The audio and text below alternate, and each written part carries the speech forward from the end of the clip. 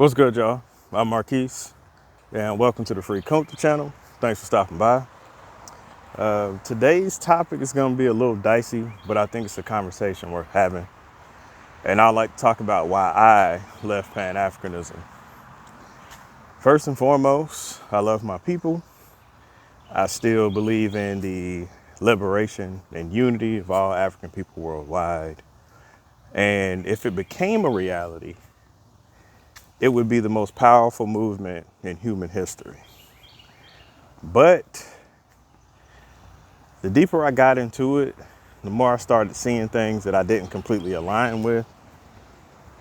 And men have intuition too. It just takes us a while to listen to the voice.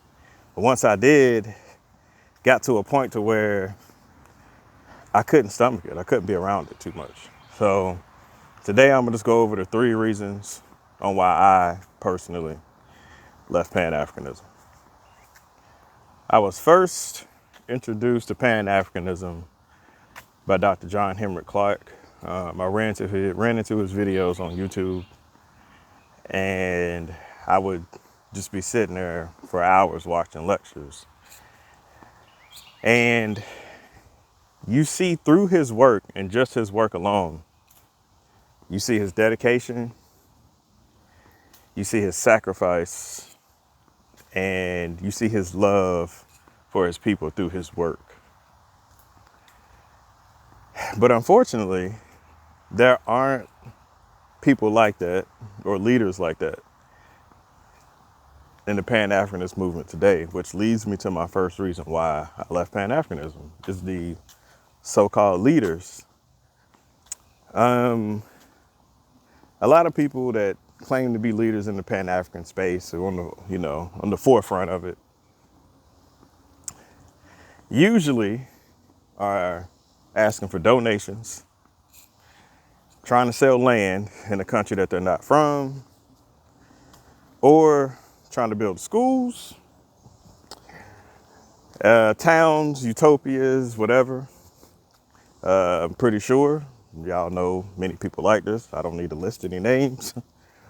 But once they've received all the donations and all the fundraising, you never see a school. People are being scammed for land. And you kind of see them go 2 ways, to where they're still doing interviews and making content online, but you still don't see the school, no mention of it. Or they completely fade away and disappear. And what makes it worse is, just coming from an African American perspective, because that's where everything's going to come from on this channel, because that's who I am. These people are preying on the African Americans' hope to be able to reconnect to their roots. And that hope and that connection should be something that's sacred.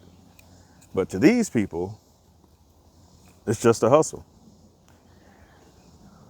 which is kind of difficult to talk to other people about Pan-Africanism when you have these individuals in the forefront of the movement and you try to talk about it and they associate it with a certain name and they're like, oh, well, he's part of this, so that's what he does. I don't want to be a part of that.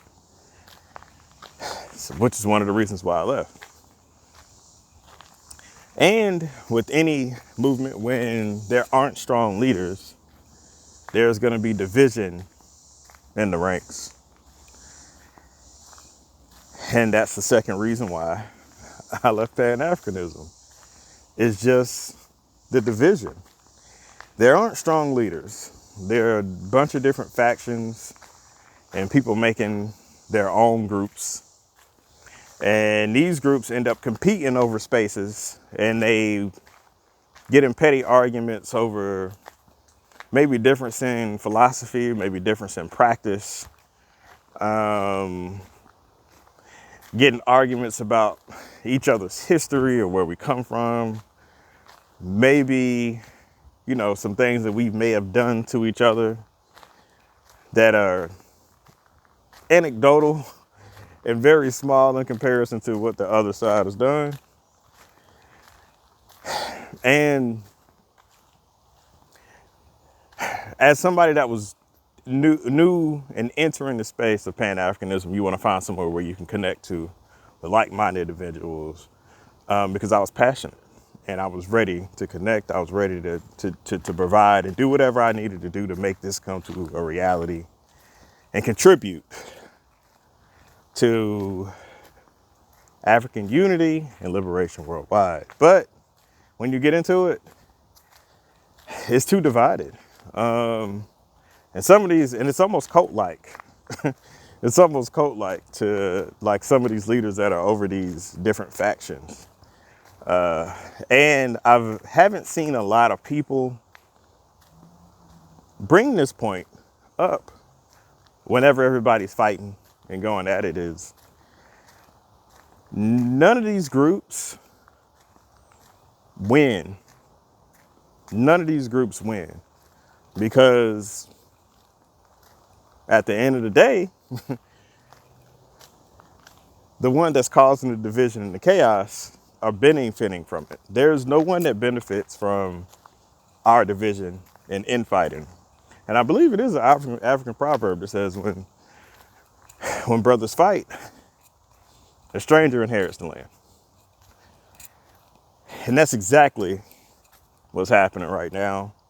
And everybody is more in the space of competition versus cooperation, which really deflates things and asks us, why am I doing this? I know that I just said the division is one of the reasons that I left the movement. And I know it's going to be contradictory to my last reason why I left Pan-Africanism, which is, from an African-American standpoint, my personal experience, Pan-Africanist movement has been one-sided, where you have African-Americans reaching back, but you don't have anyone else reaching forward. And I have been in Pan-African spaces and events, and everybody's divided. And it's natural for you to want to like click up and go to your groups, people you feel more familiar with. But if you're going to a Pan-African event, the point is to reach out and connect to people from all over the diaspora. And one event in particular, the host was asking people where they're from. You from Ghana, you from Cameroon, Nigeria, where are my people from? And then he says, African Americans count, right? Like they count too, right? I don't know why that needed to be said at a Pan-African event that's happening here. And that isn't the first time that's happened. That isn't the first time I've heard somebody having an experience very similar to that one as well. I talked to one of the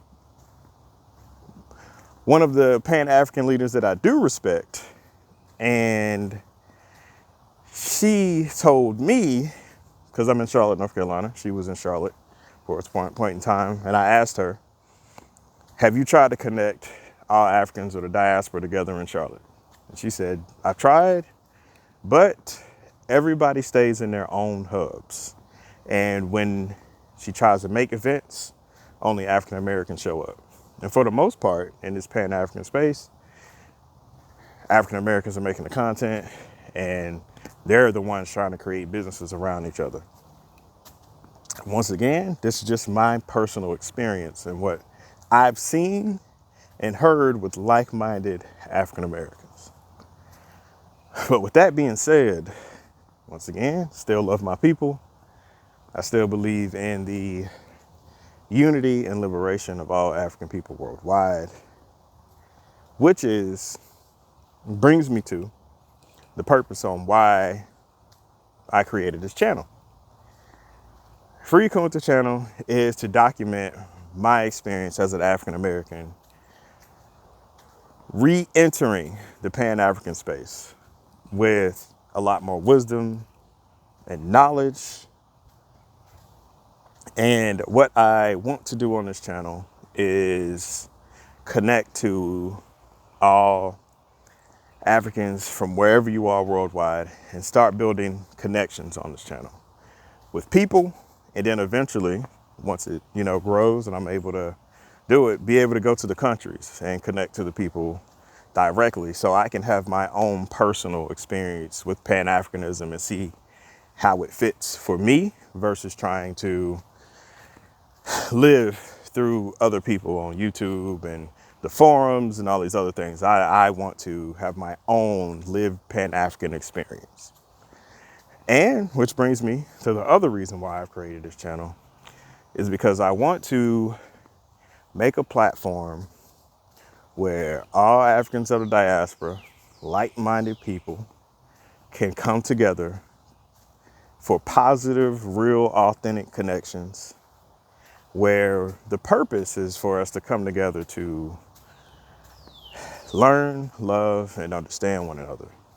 And I think that is the root of a lot of the issues I'm seeing in the Pan-African space.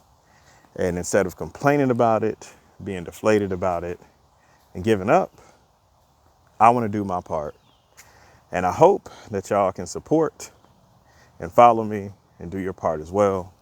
So if this is something that you are interested in, please share this with somebody that you think would learn or glean from this perspective. And till the next time, I'll catch y'all. Love y'all.